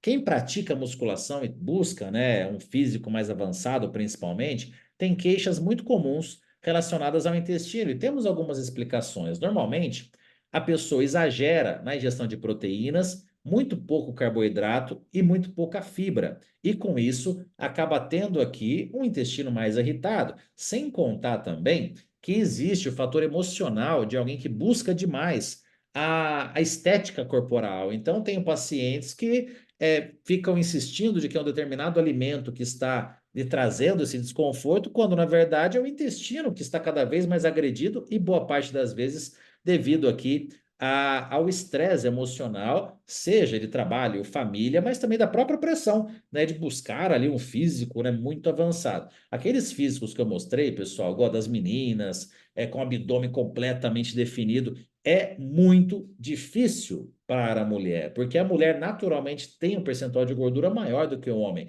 Então, quando a mulher consegue um padrão de físico realmente desse nível atlético, e muitas conseguem sem o uso de recursos hormonais. Eu tenho pacientes que nunca chegaram perto de hormônio, são trincadas do pé à cabeça e nunca subiram em palco de fisiculturismo, nada, gostam de estar assim. Mas a dieta, o treino tem que ser primoroso, não vai ser jogando peteca e comendo doce todo dia que vai conseguir um físico daquele, tá? Então, realmente, a pressão em ter um físico que hoje ele comumente visto, né, nas redes sociais, a pessoa vê um físico de uma atleta profissional e começa a achar que ela pode ter também. Às vezes até pode, mas o ambiente que ela vive não tem nada a ver com o ambiente que ela precisaria viver para realmente ter um físico daquele. A pessoa na sexta, o marido gosta de comer no restaurante italiano, no sábado pede pizza, no domingo churrascaria. Como é que vai conseguir ter um físico daquele tendo esse lazer? Aí muita gente começa a entrar em parafuso, né? Ah, eu não sei mais o que eu quero, porque eu quero ter uma vida pessoal, mas eu quero ter um físico de atleta. Pô, cada escolha é uma renúncia, decide, né? O que você quer. Um atleta profissional, ele quase não vai para lugar nenhum, né, se estiver em preparação. Ele come a marmitinha dele em casa e se ele for no restaurante, ele vai levar a marmita dele, só para acompanhar a pessoa que estiver junto. Nossa, né? Que difícil. Claro que é difícil, assim como uma ginasta tem uma vida difícil, assim como um velocista, atleta. Tem que ver a nossa. Se perguntar para uma pessoa dessa e falar se ela gostaria de ficar 8, 10, 12 horas num consultório atendendo, talvez aí ela ache que é coisa de doido, né? Então, cada um com a sua, né? Com a sua loucura, cada um tem o seu estilo de vida, né? E um grande erro de também pessoas que têm uma dieta muito avançada, vamos dizer assim, que busca realmente um resultado muito alto, é que essa pessoa varia pouco a dieta. Ela come só arroz ou come só batata, come lá couve e tomate. Então, acaba tendo uma ótima alimentação baseada em macronutrientes, mas não tem diversidade, o que é péssimo para a microbiota intestinal. Então, tudo isso a gente precisa avaliar antes de pensarmos no que está tão na moda, que são suplementos para a saúde intestinal, e cada mês nós temos novos lançamentos. E são ótimos, mas precisamos também adequar tudo que tem relação com o intestino do nosso paciente antes de pensarmos aqui nessas ferramentas. Então, nós temos chás interessantes, um paciente com um desconforto gástrico, um chá de espira santa, de guaçatonga, um chá de hortelã, um chá de gengibre, tem várias possibilidades, chá de gengibre pensando aqui em saúde intestinal, tem várias possibilidades, um blend de enzimas, meia hora antes das principais refeições, pode auxiliar quando a dificuldade é mais aqui no processo digestivo? Pode, mas eu não vejo interessante isso ser usado o tempo todo, usar isso como uma muleta. Prebióticos, claro, prebióticos buscando a própria alimentação, mas também existem suplementos muito interessantes que na prática clínica deveriam entrar sempre em primeiro lugar do que até mesmo os probióticos. Aqui nós temos goma cássia, para citar exemplo aqui de marcas, tem o prebiótico da Nutrify, só para citar aqui um exemplo, a base é goma cássia. Temos aqui, claro, os prebióticos que são a base de fibras, mas também prebióticos que são flavonoides, são compostos aqui ativos. Então, uma curcumina, um resveratrol, uma quercetina também são prebióticos, tá? Por mais que a gente tenha uma visão que prebiótico é só fibra. Temos aqui várias possibilidades de formulação magistral, tem microbiomex, tem Puriox também aqui da Nutrify, para citar aqui exemplos, tem várias possibilidades. E claro, temos sim os probióticos, mas além de probióticos, que é muito mais embaixo do que o pessoal pensa, porque para ter um resultado com a relocação de micro-organismos específicos por meio de probióticos, precisamos aqui de mínimo 30 dias, sendo que a expectativa é 3 a 6 meses de tratamento para termos aqui uma evolução. Mas aí a questão está na escolha das cepas. Cada caso clínico vai ter as cepas mais interessantes para você estar elaborando essas prescrições. Então, o que temos para probióticos, como Biomampes, por exemplo, temos aqui pós-bióticos, Coreobiome, enfim.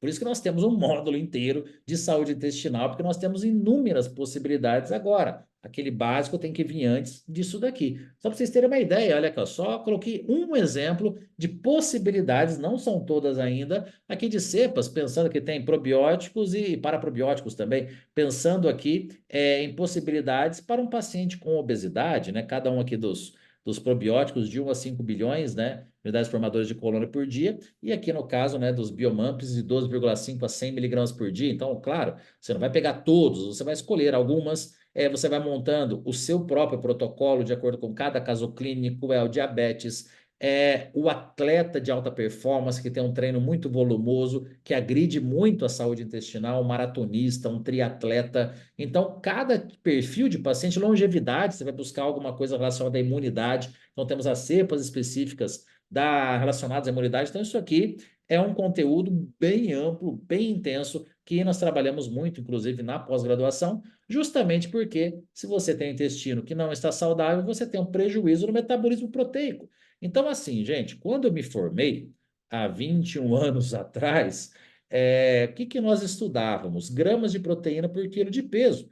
E claro, vou mostrar agora para vocês como fazemos isso na prática, mas se você não tem um sistema digestório, não estou falando nem do intestino apenas, você precisa desde a mastigação, o esôfago, o estômago, fígado, uma saúde intestinal, tudo, um sistema circulatório, tudo em perfeito estado para realmente aquele alimento que você está comendo faça sentido aqui para o seu organismo. Então, não é o que você come, é o que você metaboliza, é o que você absorve. Então, aí eu pergunto para vocês, será que é só calcular um cardápio? Por que isso, gente? A inteligência artificial vai fazer muito melhor do que a gente. Aí que eu falo, a inteligência artificial pode nos ajudar, mas ela vai substituir uma galera que não sabe, que não entende, que não faz as conexões, que não tem a visão sistêmica aqui do paciente.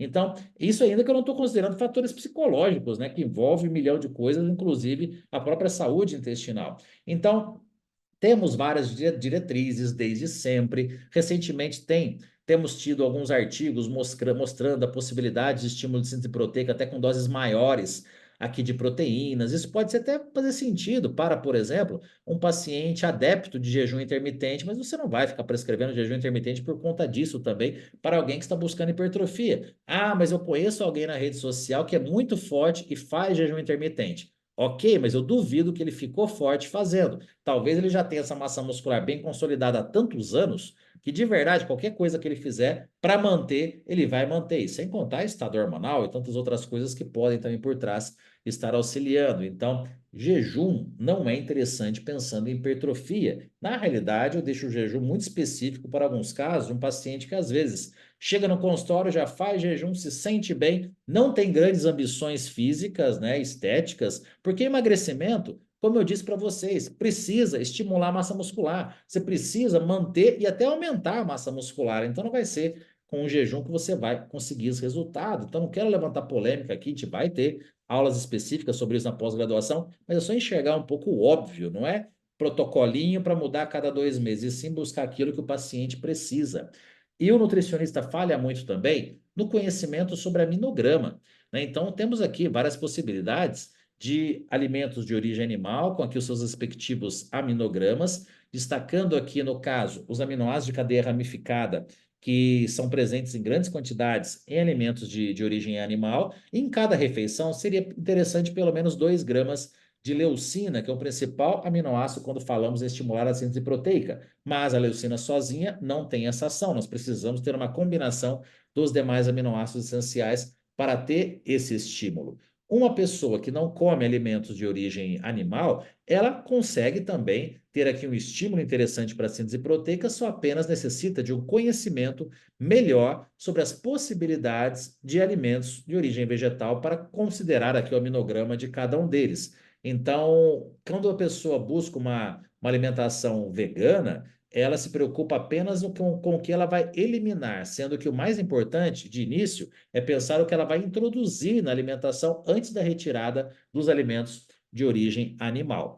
E falando aqui em suplementos, aqui é algo que eu não consigo em um slide apenas explicar minuciosamente para vocês, mas eu quero só fazer uma reflexão. Gente, a maioria dos whey, de whey proteins que vocês falam por aí, que acham que são whey, são mais doces enriquecidos com proteína do que o whey. Então vamos falar de um whey de qualidade mesmo, um whey isolado, que não vai ter um sabor extremamente maravilhoso como que é o que está se buscando hoje em dia, né?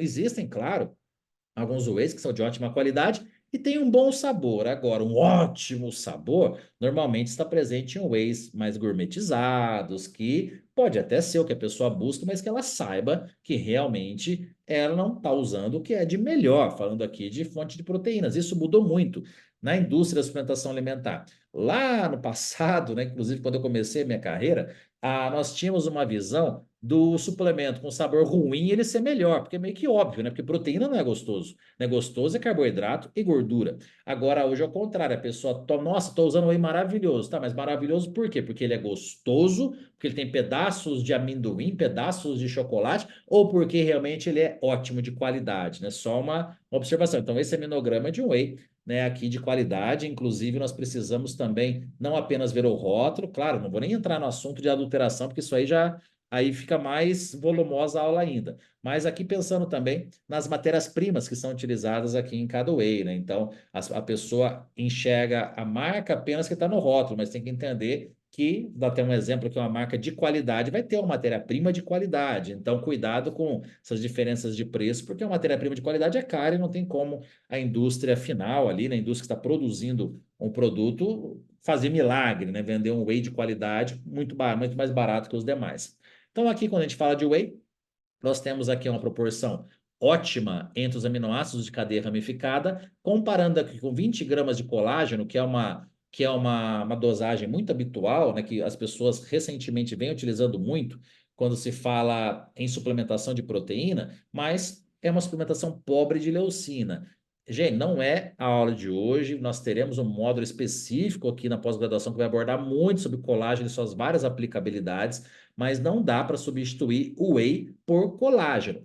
Mas me traz mais conforto gastrointestinal. Lógico, a pessoa está tomando um whey gourmet e troca por um colágeno, que é gostoso, inclusive o paladar é agradável. Lógico que ela vai ter mais conforto. Será que talvez se trocasse o whey em si, não estou entrando no assunto relacionado aqui a alergia, não, mas estou entrando aqui até com relação à questão de lactose. Pega um whey isolado que tem valores mínimos de lactose, provavelmente você vai ter uma boa tolerância. Agora, o colágeno tem várias outras aplicabilidades, mas não dá para comparar um com o outro, não tem nada a ver, né?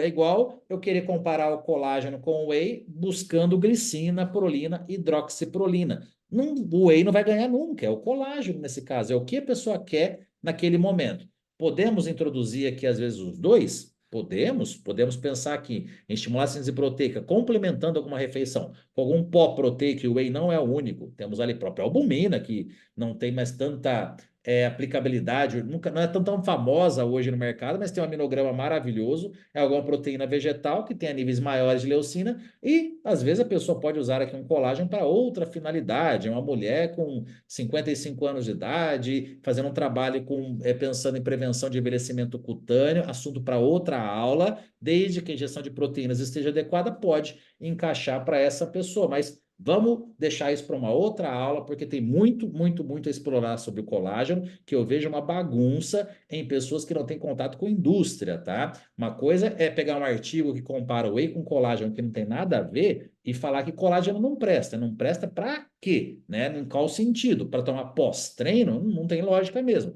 Agora, para outras finalidades, podemos ter aqui a sua utilização, mas aí guardem para outra aula. Outras possibilidades, até, olha só que interessante, mix de aminoácidos essenciais. Se você pegar o mix de aminoácidos essencial, misturar aqui com colágeno, aí começa a fazer sentido. O colágeno aqui, se você gosta do sabor, se você tem hábito de utilizar como fonte proteica, você pode complementar com aqui aminoácidos essenciais. Agora, não vai estimular a síntese proteica ele sozinho. Então, para esse objetivo, ele não entraria.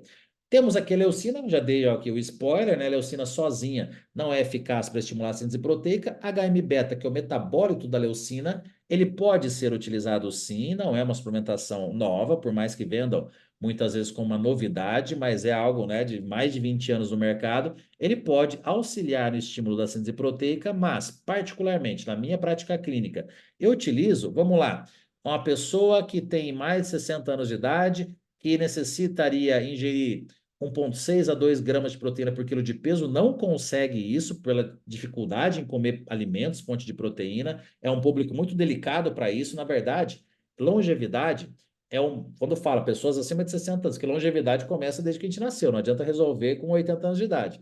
Mas aqui nós temos uma pessoa que às vezes tem lá 75 anos de idade e não consegue ingerir a quantidade de proteína adequada, utilizar um HM-beta para auxiliar nesse estímulo da síntese proteica, eu acho bem interessante, sim.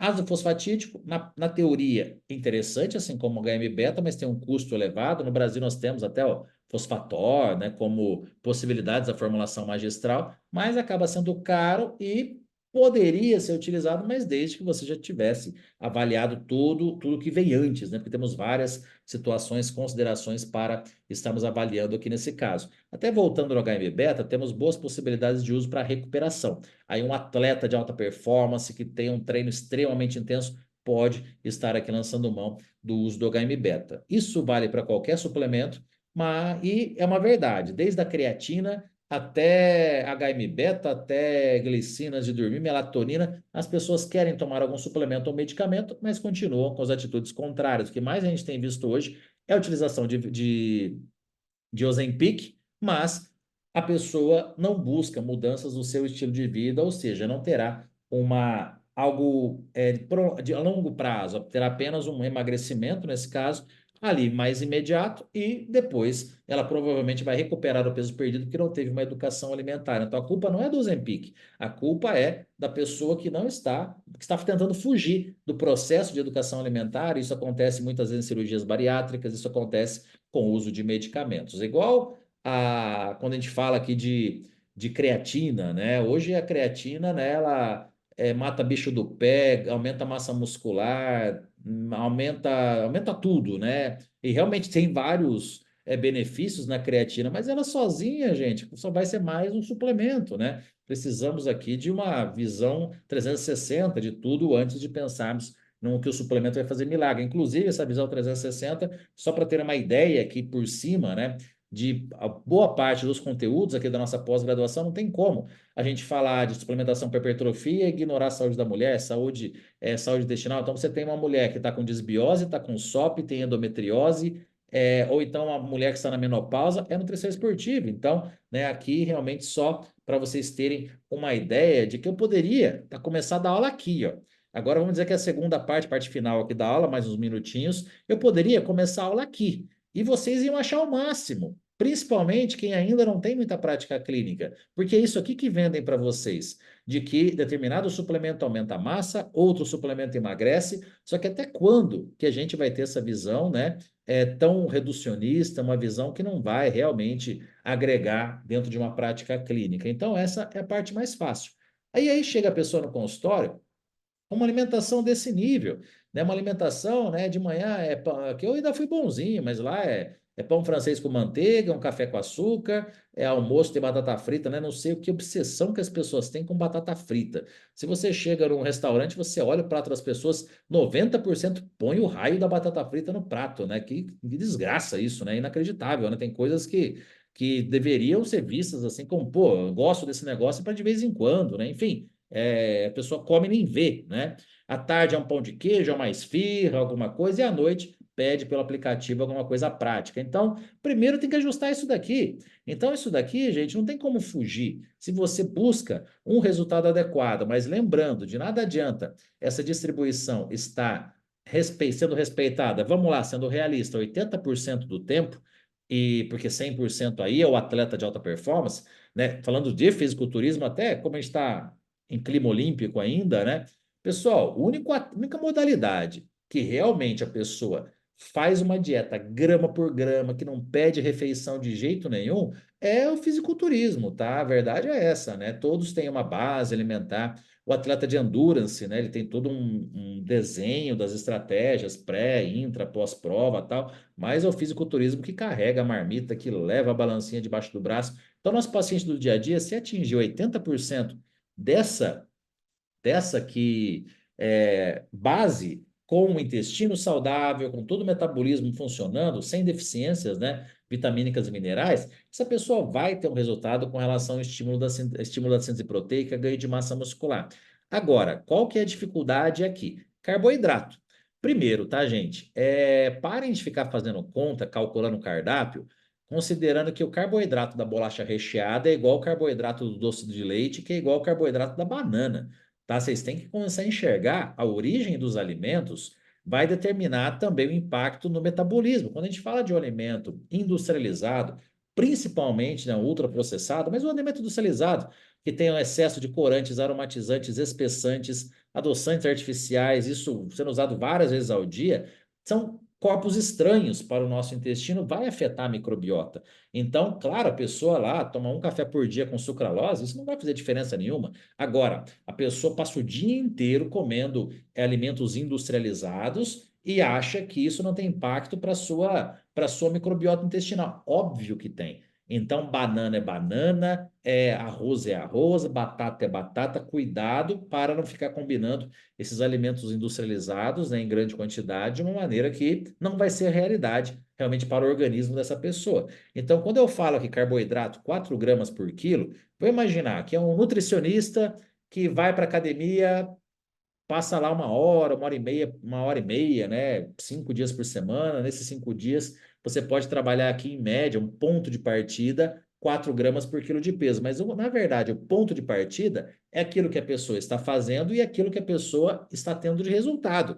Então, isso, quando a gente pega um atleta, é uma delícia fazer esse plano, né? Porque você já pega alguém que está fazendo tudo certinho. Você simplesmente adequa a um passo adiante, a novos objetivos. O problema é a pessoa que não tem uma base alimentar pré-estipulada e vira, né, uma zona, né, aquela alimentação sem regra na cabeça, né, então você tem que partir de um norte. Se é um personal trainer que passa o dia em pé, não sentado como nutricionista, talvez essa ingestão de carboidrato seja 5, seja 6. Então é importante vocês terem esse feeling e irem adequando de acordo com cada consulta. Em paralelo, exames laboratoriais podem auxiliar aqui no direcionamento dessa dieta em si e, claro, a antropometria. Só que aí eu faço uma crítica apenas àquela pessoa que usa apenas a bioimpedância. A bioimpedância tem uma margem de erro muito grande.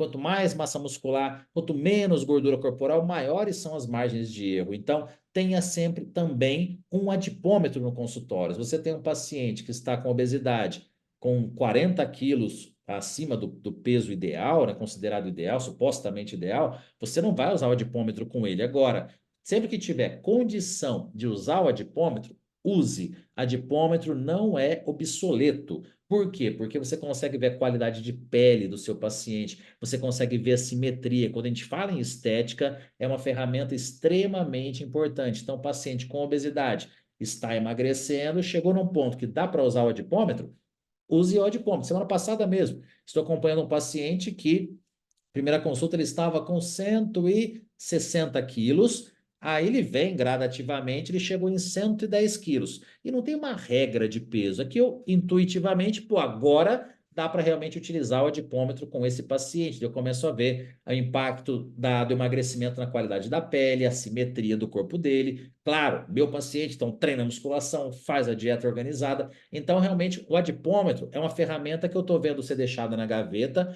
pela comodidade da bioimpedância e com isso, com tanta margem de erro envolvida, você não tem muitas vezes uma base para elaborar um plano com essa característica, com essa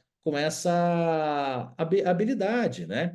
Aqui até acabei vendo aqui na outra tela, né? Quando não usa ou não usar o adipômetro no paciente obeso, quando óbvio, né? Você vai ver uma barriga que a pinça não dá conta, né? Você não vai constranger o paciente na hora da ferição ali, você tem que falar, infelizmente não dá para medir, é usar o bom senso, tá? Então, ter essa visão, né? Pelo óbvio, ali batendo o olho na pessoa, você já vai ter esse bom senso. E não adianta falar que eu tenho experiência, não, porque desde recém-formado eu tinha esse bom senso, tá? É meio que óbvio. Aí eu vejo um nutricionista com medo de fazer avaliação e não fazer certo. Gente, isso é coisa de graduação.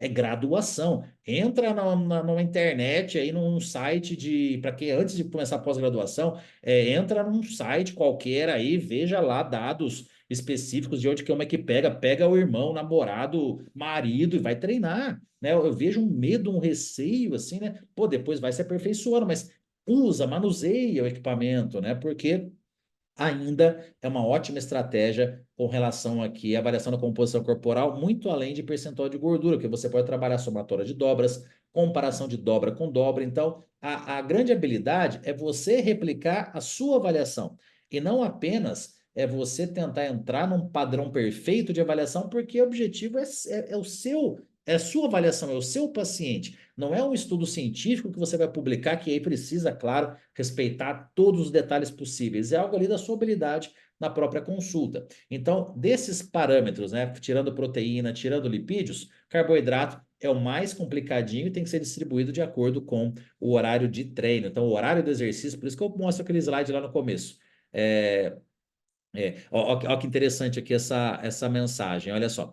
Infelizmente, na graduação sai bem cru. E isso, Lilia, é seríssimo, porque a prática clínica está cada vez mais complexa. E eu estou vendo nutricionista não ter condições do mercado de trabalho. E não adianta fazer curso de sucesso, não adianta ter Instagram hypado, não adianta, porque se não souber atender, não vai conseguir desenvolver a profissão como tem que desenvolver. Então, é correr atrás, é realmente ter aqui a prática, né, seja antropometria, que é algo extremamente, né, extremamente simples até, falando aqui de um profissional, e a gente tem que correr atrás. Aqui a Lília, né, ainda não se sente segura para atender. Na pós-graduação você vai ficar mais do que segura. A Lília tem que pôr a mão na massa, começa atendendo colegas, amigos, né, para realmente você praticar.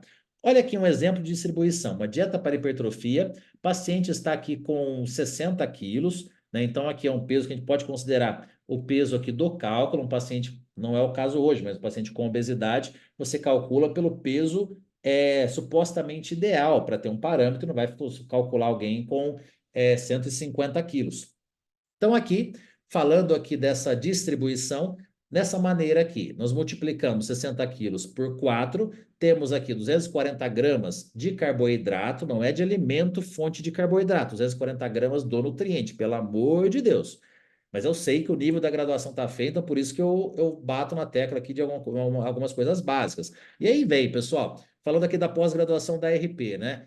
Eu não posso baixar o nível porque a graduação está baixo o nível. Porque no mundo real, o nível está cada vez mais alto. E eu tenho que levar o nível lá para cima, porque vocês não vão ter condição de trabalho se realmente mantiverem o nível da graduação. Vocês vão ter que desistir do sonho de ter um consultório, de viver da nutrição, porque não tem mais plano B. Ou você é bom na nutrição, ou você não é. Hoje nós temos aí aplicativos que montam cardápios na hora para a pessoa. Então, realmente, hoje com inteligência artificial para bater para tirar dúvidas e tudo mais, então, ou a gente se torna nutricionista de verdade, respeitado por médicos e demais profissionais, ou então é melhor, né, bolar outra coisa aí para fazer da vida, porque vai ter uma frustração muito grande lá na frente. Então, aqui, essa distribuição de carboidrato de acordo com o horário de maior gasto energético. Vamos imaginar que o treino fosse à noite, já teria uma distribuição diferente. Precisamos compreender duas refeições antes do treino e a refeição pós-treino, falando de exercício que tem ali um gasto energético considerável, esses são os horários-chave para termos uma ingestão maior de alimentos fonte de carboidrato. Claro, se a pessoa treina em jejum, a refeição da noite anterior, mas não vai ser bolacha com geleia, vai ser um alimento fonte de carboidrato com uma digestão mais lenta, mais gradativa, uma refeição rica em fibras. Então, vamos distribuindo o carboidrato de acordo com o gasto energético e, claro, quando vamos fazendo um trabalho para emagrecimento, redução da gordura corporal, nós vamos diminuindo o carboidrato e aumentamos a proteína. Não é o tema da nossa aula de hoje, mas aí fica muito necessário essa ingestão de alimentos fonte de carboidrato próximo do horário que você precisa de mais energia. Porque imagina só, o que adianta você chegar para fazer 40 minutos de bike se você não tem energia para pedalar forte? Você tem que ter energia nos horários que você vai gastar energia. A síntese de glicogênio acontece entre 4 e 6 horas. Então, essas duas refeições antes do treino acabam fazendo muito sentido quando nós falamos aqui de ingestão de alimentos fonte de carboidrato. Ingestão de proteínas, claro, no mundo real, não vai ser exato, vai ser aproximadamente aqui nessa configuração, ficamos aqui com 25 gramas de proteína por refeição, mas claro, vai ter uma que vai ter 20, outra vai ter 30, mas não seria ideal uma ter 5, a outra ter 30. Seria mais interessante manter essa distribuição, pensando também no bom senso de considerar aqui uma saciedade, é um alimento que traz mais saciedade do que apenas aqui um alimento fonte de carboidrato. Escolhendo boas fontes de alimentos proteicos, você automaticamente vai encaixar a sugestão de gorduras entre 20% e 35% da energia total. E você vai acrescentando gorduras boas para aumentar, se for a sua intenção, a ingestão de gorduras. Então aí entra abacate, entra azeite, entra oleaginosas, né, e outras possibilidades, às vezes até uma pasta de amendoim, você pode, dependendo da situação, mas é um paciente que você precisa de realmente algo mais aqui denso energeticamente, então nós precisamos aqui ter essas cartas na manga e irmos organizando. Cuidado, por exemplo, com óleo de coco. Óleo de coco é uma gordura com grandes teores de gordura saturada, então não é uma gordura saudável de estarmos ingerindo em grande quantidade, tá? Então isso aqui, claro, com boas escolhas alimentares, carnes magras, no caso, quem consome carnes, quem não consome carne, a base de proteína será principalmente aqui de leguminosas, e claro, respeitando a combinação de aminogramas e cereais, cereais integrais, frutas, legumes, verduras, leguminosas, sementes, algo muito esquecido nas dietas, né? Semente de abóbora, semente de gergelim, semente de chia, entre outras, oleaginosas, ovos, tubérculos e com moderação, faça ali uma refeição livre, eventualmente, em alguma ocasião especial. Então, tá, no final de semana, que normalmente acontece ali uma refeição com a família, etc. Mas de verdade, gente, há mais de 20 anos que eu levo isso no consultório e funciona muito bem. Durante a semana que você está corrido com trabalho, com você que eu falo paciente, que está cheio de tarefas, cuida da alimentação para você ter créditos para, em um momento específico, você estar comendo com a família, você realmente ter ali um prazer maior na sua alimentação. Agora, essa história de comer todo dia uma besteirinha, quando a pessoa não tem objetivos avançados, ok, só quero me manter. Agora eu vejo a pessoa querendo emagrecimento, às vezes a pessoa querendo um físico mais avançado, ou realmente um trabalho falando aqui de alguma patologia,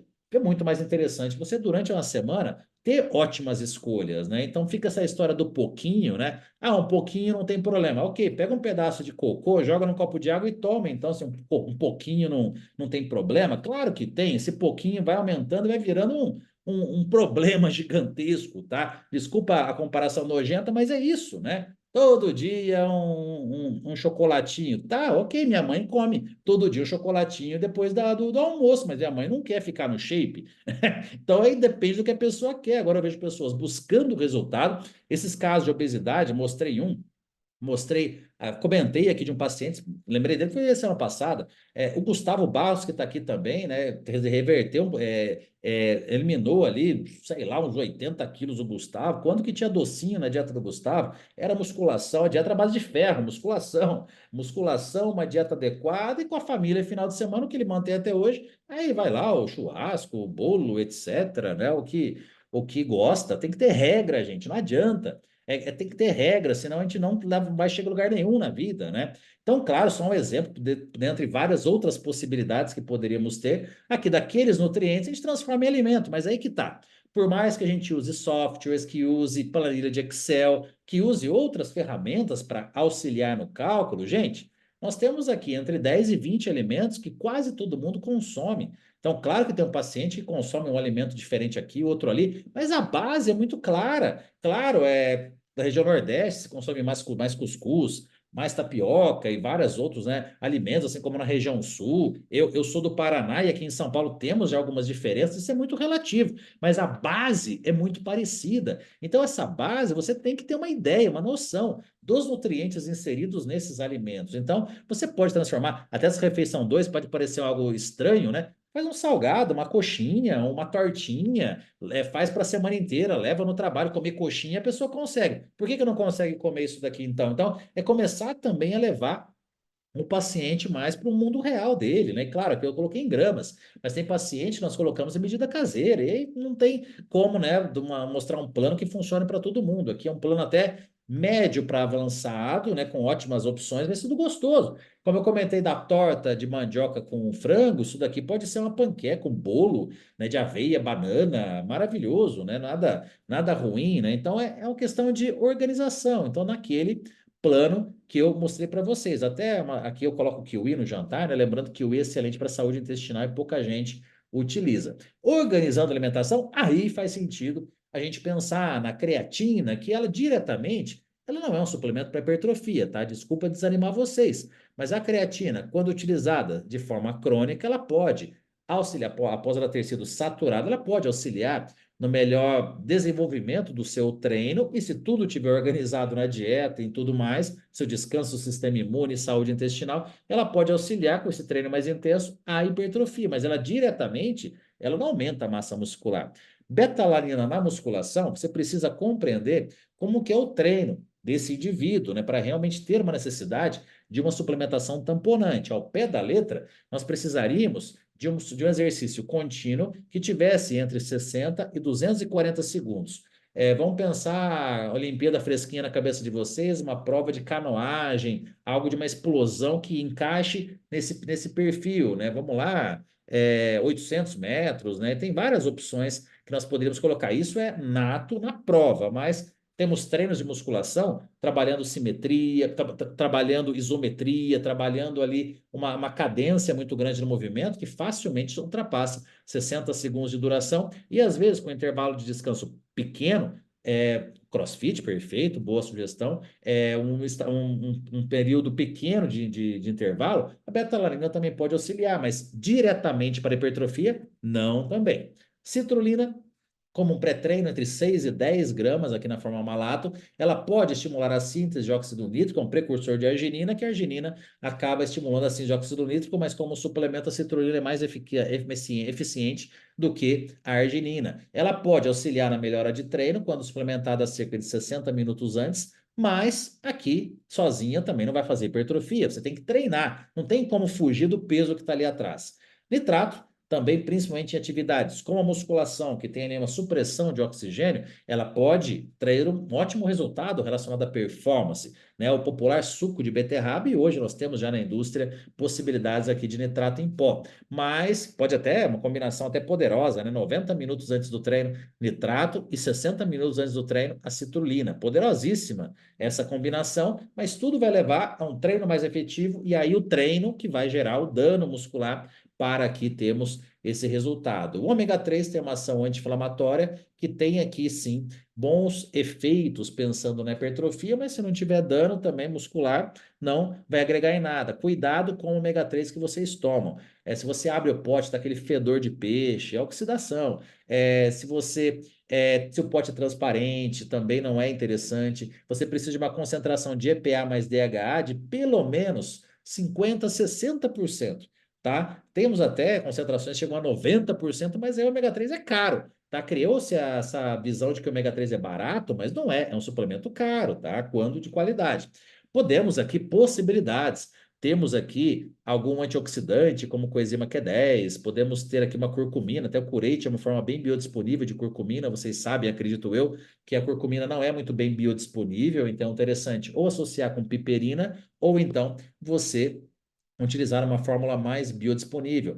Colágeno não desnaturado do tipo 2, pensando em saúde articular, às vezes você tem uma pessoa que treina muito pesado, ou a pessoa treina leve, mas tem mais de 40, 50 anos, é interessante para prevenção aqui de osteoartrite, pode ser uma suplementação também interessante, mas para a saúde articular, aí o céu é o limite, tem desde glucosamina, temos aqui extrato de bosélia, cistos quadrangulares, temos ácido hialurônico, aí metilsulfonilmetano, aí o céu é o limite para vocês estarem buscando essas fórmulas, aqui só para citar aqui um exemplo, mas também cuidado com o excesso de antioxidantes quando o objetivo é hipertrofia. Temos várias possibilidades. Temos N-acetilcisteína, que até para aquela pessoa que está utilizando algum recurso hormonal oral, né? Hoje a mulherada toma oxandrolona como se fosse creatina, então a N-acetilcisteína acaba tendo um efeito hepatoprotetor. Dependendo da dosagem, não tem como. Mas aquelas dosagens habituais que a gente recebe no consultório, 2,5 miligramas, 5 miligramas no máximo, né, de oxandrolona, né? Claro que no mercado negro a galera usa e abusa, né? Mas dosagens assim que já trazem um desconforto hepático, a gente precisa pensar também numa silimarina, N-acetilcisteína, enfim, só para citar aqui alguns exemplos. Coenzima Q10, ácido alfa-lipoico, astaxantina, quercetina, resveratrol, o resveratrol pode até ser mais famoso como suplemento, mas a quercetina ela é até mais bem estudada no exercício. Então, elas podem auxiliar processo de recuperação, combater estresse oxidativo, mas cuidado com a sua suplementação, principalmente pré e pós-exercício, afastar do treino de musculação. Agora, isso não quer dizer que você não possa comer fruta antes do exercício. Então, até essa imagem de trás de antioxidantes naturais, isso não tem essa relação. Agora, a suplementação, que você vai colocar 100 a 200 miligramas de resveratrol, quercetina, cerca de 1.000, 1.500 miligramas, astaxantina, 5 a 10 miligramas, coenzima Q10 de 100 a 200 miligramas, ácido alfa-lipoico, você vai jogar uns 600 miligramas. Então, N-acetilcisteína, 600 miligramas pelo menos. Então, são dosagens muito altas que realmente podem afetar o processo aqui de hipertrofia quando usado pré e pós-exercício. Nós precisamos do nosso organismo realmente exercer o efeito antioxidante e não aqui estarmos oferecendo aqui esses suplementos nessa maneira. Temos, claro, aqui, por isso que nós temos um módulo dentro da pós-graduação de farmacologia, né, mostrando interações. O paciente com obesidade, aí entra o Ozempic e outros. Vamos imaginar aquela paciente que está usando implante de gestrinona, que impacto isso gera aqui na dieta, o paciente que está fazendo uma reposição hormonal com testosterona, ou então aquele paciente que está abusando, ele está lá com testosterona, metelonona, oximetolona, GH, como que nós fazemos todo esse manejo? Já garanto que essa situação de um uso além da reposição hormonal gera impacto sim no estímulo da síntese proteica, mas não é simplesmente ver o que a pessoa está tomando de hormônio e aumentar a injeção de proteínas. Meu paciente está usando aqui recursos hormonais, então eu vou colocar 4 gramas de proteína por quilo de peso. Não, de novo, intestino, envolve aqui metabolismo de nutrientes, toda aquela situação que eu falei antes, para daí chegar nessa interação. Hoje, né, o abuso é muito grande, né? Homens, inclusive, acabam abusando ao ponto de até mesmo ter muitas mortes acontecendo, como nunca aconteceu antes, pelo abuso, pela fomentação de canais de YouTube, pelo uso, né, realmente indiscriminado. Agora, as mulheres, o principal efeito realmente, claro, algumas podem, tem algumas indo a óbito, mas principalmente por questões de diuréticos, uso de insulina, mas hormônios desconfiguram muitas vezes a mulher, né, no sentido de efeitos colaterais virilizantes, que se a mulher tiver noção de que isso pode e com altas doses vai acontecer, ok, né? A vida é dela. Mas o problema é ver muitas mulheres utilizando isso com prescrições médicas que não foram explicadas e aparecendo no nosso consultório é sem cabelo, é com a pele acabada. Isso, né? Quem atende bastante aqui, com certeza passa por essas situações. Agora, não vou dizer aqui, né? Algumas perguntas eu vou pegando aqui, outras não. Teacrine, vou mostrar para vocês algo melhor que a teacrine. Uso de reposição hormonal é proibido? Pelo contrário, a reposição hormonal ela pode melhorar, salvar vidas, né? Falando aqui no sentido de uma pessoa muitas vezes pode estar com um quadro depressivo, uma mulher pós-menopausa pode estar ali acabada e pode renascer com uma reposição hormonal. O problema é o abuso de hormônios, né? Mas sabendo que muitos médicos vão muito além, né, da reposição hormonal, tem práticas bem, muitas vezes até fora de receituário, que chegam no nosso consultório, então nós precisamos compreender não apenas a reposição hormonal clássica, que na pós-graduação vai ser muito bem mostrada, desde implantes e de reposição hormonal visando que estradiol, testosterona, enfim, né, para homem, mulher, mas também é importante estarmos preparados para receber aquela pessoa que está usando ali metenolona com oximetolona e outras questões, que dependendo da prescrição médica numa dosagem efetiva, ainda ok, né, dentro de um certo contexto, mas é muita gente também tomando coisas que nem imagina. Temos suplementos que poderiam simular o efeito de hormônios? Não. Mentira. Se alguém falar que tem, é mentira. Mas só um exemplo de um suplemento que é a combinação aqui de dois fitoterápicos que pode ser um extra, porque assim como vocês, de novo, eu atendo muito, então eu tenho uma prática clínica de mais de 20 anos. Então eu sei que tem aquele paciente que está no consultório que não deseja, tem um bom senso ali de, poxa, eu não quero a mulher, não quero afetar minha voz, não quero afetar minha pele, não quero usar hormônio, mas não tem algo que a gente poderia utilizar que pode otimizar o resultado? Já estou comendo direito, estou treinando bem, não tem algo? Tem, até tem, mas não dá para a gente dizer que vai ser igual a moxandrolona, mas nem perto, porque senão vai ser uma frustração aqui na pessoa. Então, aqui, uma Sindura, por exemplo, são duas, combinação de dois fitoterápicos que trabalha desde aqui na inibição de sinalizadores catabólicos e também estimula alguns sinalizadores anabólicos. Então, aqui temos aqui a Proteasoma 20S, que é uma cadeia catabólica, emitor, estimulando aqui uma síntese, estimulando a síntese proteica com a sua sinalização, estimula aqui óxido nítrico, auxilia na adequação dos níveis de testosterona cromatase, mas lógico, tem um paciente que está lá, uma testosterona de 400, tomando Sindura, não vai para 1.200. Aí só tomando Durateston, Deposteron, entre outros, mas é um passo adiante naquela esfera que nós podemos estar atuando e, de verdade, muitos pacientes me procuram com realmente essa visão. Rodolfo, eu te procurei é porque eu quero buscar aqui um melhor resultado, mas não quero dar um passo adiante com hormônios, né? Então, temos aqui possibilidades sim, né? Então, a Sindura, né, acaba sendo entre 800 e 1.600 miligramas. Vamos lá, se eu fosse fazer uma prescrição para um paciente que treina bem legal, claro que só vai entrar para quem tem um treino interessante, né, mais efetivo. Poderia colocar 1.600 miligramas em dias de treino e quando não treina, 800 miligramas, é só para citar aqui um exemplo. Falando ainda, né, esse slide até deveria estar antes da Sindura, quando nós temos um paciente usando hormônio, e pode ser desde um paciente que está aqui usando oxandrolona, uma mulher usando oxandrolona, paciente com gestrinona, alguém que está usando cipionato de testosterona, enfim, atenção redobrada com perfil lipêmico, LDL, HDL, saúde hepática, hematócrito, tá? Cuidado com esse hematócrito muito elevado e dependendo da situação, não adianta o paciente ficar fazendo sangria atrás de sangria, porque isso só vai estimular mais ainda a eritropoiese. Interessante é reduzir a dosagem do hormônio. E temos aqui possibilidades, nós temos o módulo de nutrição estética, então possibilidades para acne, para saúde capilar, para saúde mental, mas lembrando que todas elas o que mais resolveria o caso seria a redução ou retirada dos hormônios aqui do plano alimentar. Então, a saúde intestinal, é claro, é afetada muito com a utilização aqui de qualquer tipo, né, de hormônio. Aqui até me perguntaram sobre a teacrine, né? Vou responder agora, falando aqui de algumas possibilidades de pré-treino.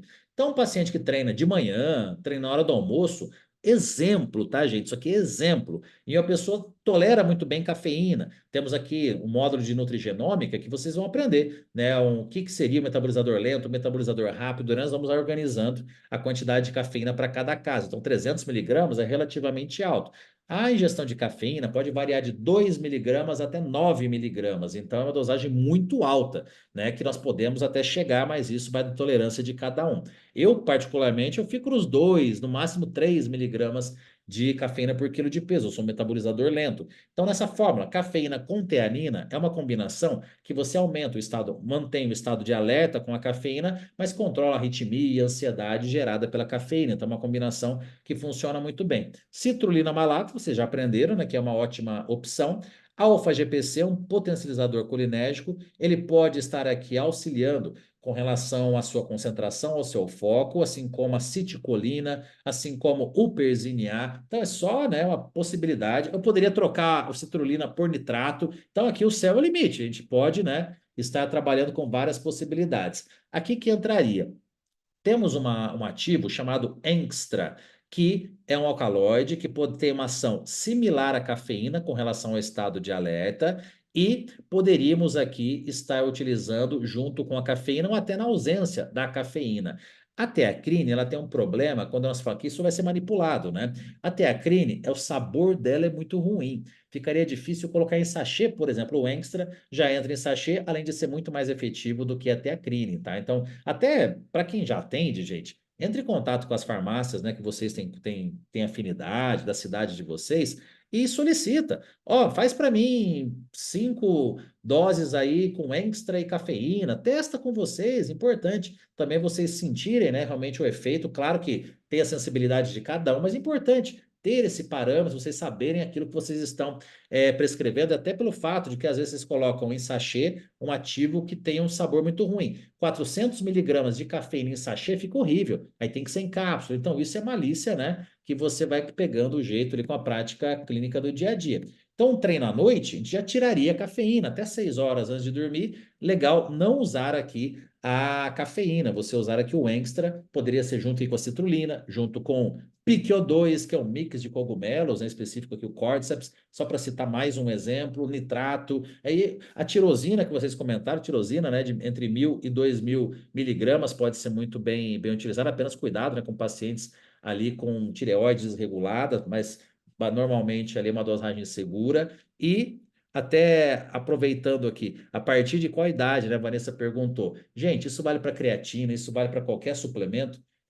Não vai ficar prescrevendo uma suplementação pré-treino para uma criança de 10 anos de idade. A criança tem que buscar buscar ali realmente um prazer no exercício, né? Enfim, né? Pergunta muito isso, creatina para criança. Eu não vejo lógica alguma, a não ser que seja uma criança ginasta de altíssima performance, né? Então, isso aqui é mais gradativo. E aqui fica a dica para você aguentar o rojão da pós-graduação, porque, gente, isso aqui é só uma aula básica, tá? Então, aqui imagina que tudo isso aqui, igual, isso aqui é um módulo de neuronutrição que a gente vai lá no talo, realmente, porque, igual eu disse, eu não posso basear a nossa pós-graduação no nível da graduação que está hoje. O nível da graduação hoje não prepara o nutricionista para nada mais. Na minha época, era um nível, estava até conversando hoje, né, sobre isso, que eu saí muito bem preparado da minha graduação. O curso integral era aula o dia inteiro, né? Então eu saí preparado para a prática clínica. Agora, hoje, o nível da prática clínica é muito acima do que eu tinha quando eu me formei, só que a graduação está, claro, tem exceções, mas boa parte delas está um nível muito baixo. Então vocês têm que correr atrás do prejuízo, não dá para nivelar por baixo, sendo que lá no mundo real vocês vão encontrar uma outra realidade. Uma dica no suplemento para concentração. Cafeína, um totozinho pelo menos, para vocês não ficarem tão ansiosos. O extra para potencializar a cafeína. Citicolina, potencializador colinérgico. Mas também poderia ser um alfa-GPC, por exemplo. É para vocês otimizarem aqui o NED que existe dentro de cada um de nós. Agora, esses suplementos para concentração, isso vale também para o pré-treino. Se vocês tomam isso, vão para academia e levam o telefone, vocês vão ficar 10 minutos olhando no telefone entre uma série e outra, porque o foco ele não é seletivo. Esse suplemento não vai entrar no seu corpo. Ó, esse suplemento é para aumentar o foco só para o exercício. Não, é focar naquilo que você olhar na academia, né? Se você olhar para o celular, você vai ficar mais preso no celular do que realmente preso no exercício. Isso vale também para aula, isso vale para tudo. Então, acho que essa é uma grande mensagem. O consultório é isso, gente. O consultório é um cubo mágico, cada paciente é um desses, e nós precisamos ir organizando de acordo com nossas possibilidades, de acordo com exames laboratoriais, de acordo com uma anamnese muito bem feita, para aí sim chegar na melhor prescrição, que é uma prescrição individualizada. Isso aqui é para vocês fixarem. Seja um profissional único, coloquem a sua assinatura. A pessoa que vai no seu consultório, ela não foi do nutricionista, ela foi em você. Você não pode ser igual a qualquer nutricionista. Você tem que ter um diferencial. O diferencial não é a bio do Instagram, é a sua forma de atendimento se o seu objetivo é consultório. Se você apenas copia protocolos prontos, você será um profissional medíocre. Medíocre é médio. Não tem nada errado em ser medíocre. Agora, bom mesmo é você estar acima da média, né? Igual eu coloco essa frase que é de ninguém mais, ninguém menos do que Arnold Schwarzenegger, né? Não há nada pior do que estar na média. Agora, você pode sonhar, então você pode fazer e fica aqui um convite aqui para vocês conhecerem mais a nossa pós-graduação, que assim como foi a aula de hoje, todas as aulas são ao vivo, né? O ministro quatro dos 12 módulos da pós-graduação é um ano bem intenso de estudos, e eu ministro quatro dos 12 módulos, e nos 8 restantes eu estou interagindo com os professores, então eu estarei interagindo, sempre puxando para a prática clínica, porque o que me incomoda hoje é ver aulas em congresso, gente, eu palestro mais congressos do Brasil desde não sei quando, é ver aulas em congresso que não correspondem à prática clínica. A pessoa assiste uma aula sobre intestino e sai de lá maravilhada, mas boa parte da aula não consegue colocar na prática clínica, porque ela não consegue fazer a ligação daquele conteúdo de intestino na elaboração do seu plano alimentar, na elaboração de outra estratégia, etc. Então, o objetivo aqui da nossa pós-graduação é prática clínica, é consultório, que é o local que eu tenho mais experiência desde sempre na minha carreira. E, claro, trago também um conteúdo bem grande de indústria para vocês, porque uma coisa é ler um artigo sobre creatina, outra coisa é entender qual a diferença de Creapure e demais matérias-primas, etc. Então, isso é um conteúdo que o nutricionista não sabe. Então, realmente, aqui a ideia é trazer esses conteúdos para vocês prescreverem aquilo que vocês conhecem, não apenas o nome comercial, mas vocês sabem exatamente de onde vem a matéria-prima, a diferença de marcas. Já garanto que o olhar rótulo, gente, é o mais simples de tudo. Mais importante é realmente vocês entenderem a qualidade de cada suplemento. E como estamos iniciando aqui a nossa pós-graduação, esse mês aqui de agosto, temos aqui um valor promocional aqui de lançamento, que na realidade, né, a nossa pós-graduação que mais entrega pensando em prática clínica, e ainda quem for aqui da nossos primeiros alunos terão aqui um benefício, mas é só para esse começo, né? Não, isso não será mantido, é algo realmente só para esse início da pós-graduação. Então, é isso, pessoal. Fico feliz aqui da presença de todos, é nosso primeiro contato, né? E como eu disse, né, toda a pós-graduação vai ser nesse ritmo, né, com contato direto com vocês, né? Aulas aqui o tempo inteiro ao vivo, né, com interação aqui com vocês. Então, espero de vê-los, né, na nossa próxima aula já dentro aqui da pós-graduação. Uma boa noite a todos. Espero realmente que tenha feito muito sentido essa aula e que coloquem já amanhã, no dia seguinte, já na prática clínica de vocês. Se você ainda está na graduação, bora estudar item por item, porque vocês viram que isso é apenas a ponta do iceberg. Temos muitas coisas ainda para estarmos estudando aqui em conjunto.